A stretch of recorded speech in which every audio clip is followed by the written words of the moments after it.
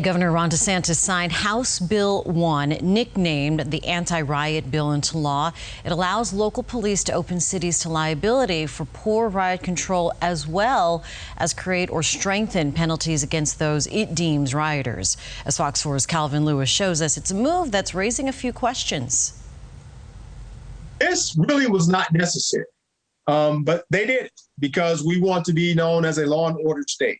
In a move to strengthen penalties against rioters, Governor Ron DeSantis has signed House Bill 1. Those in favor of the bill have described it as making civil protests okay and violent protests illegal. But do the troubles stop there? The reality is that people are still going to riot, and officers are still going to make arrests, and you are going to enhance the penalties to what end? That's, because what you want is, this is supposed to be prevention. It's never going to happen. Governor DeSantis has said they are also working on issuing $1,000 bonus checks to law enforcement. But where and what that money could be used towards remains to be seen. I don't know what you would do with that money and where they would find a need to put it.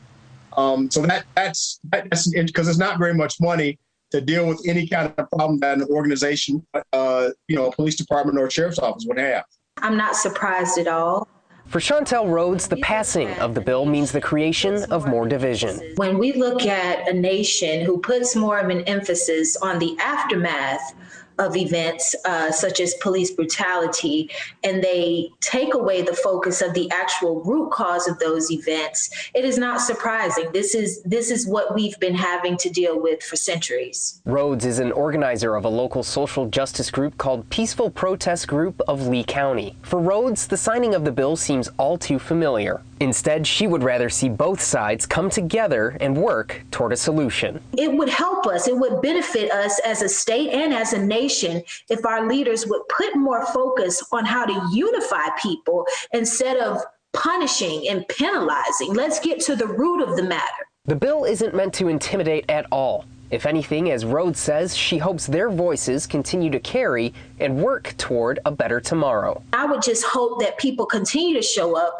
continue to lift their voices in opposition to injustices. And I would hope that our local and state leaders would start to put more of an emphasis on the root of those injustices and not necessarily focus on the aftermath. In Fort Myers, Calvin Lewis, Fox 4.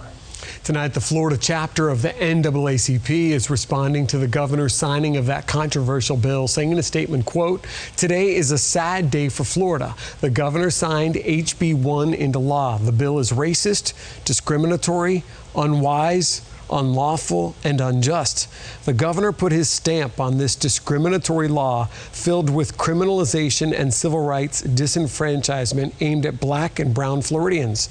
We won't sit silent on this issue, and we won't let this stop peaceful protests across the state of Florida."